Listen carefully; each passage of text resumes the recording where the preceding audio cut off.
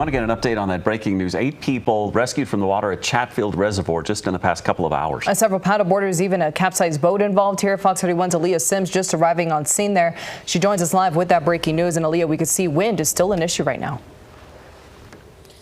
Yeah, Erica, definitely an issue, and it's something that has really just started picking up within the last 30 minutes here or so. We could see the signs as we were entering the Chatfield State Park saying severe weather, so be on the lookout. Well, the last crew that was here to make those rescues actually just left the scene here within the last 10 minutes or so. And what we know is in this first situation, there were 6 paddle boaters were in distress in the water around this area.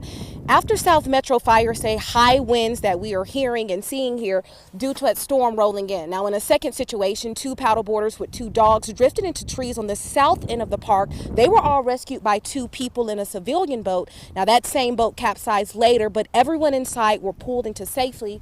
Luckily, no injuries there. Now, we are still awaiting the public information officer to arrive here on scene to get some information. Is unsure. We're unclear at this moment of the distance or the time frame between those 2 incidents. But again, that PIO, they're going to be making it here on scene within the next 30 minutes, and we'll have a little bit more information for you then. But for now, Aaliyah Sims, and I'll throw it back to you guys.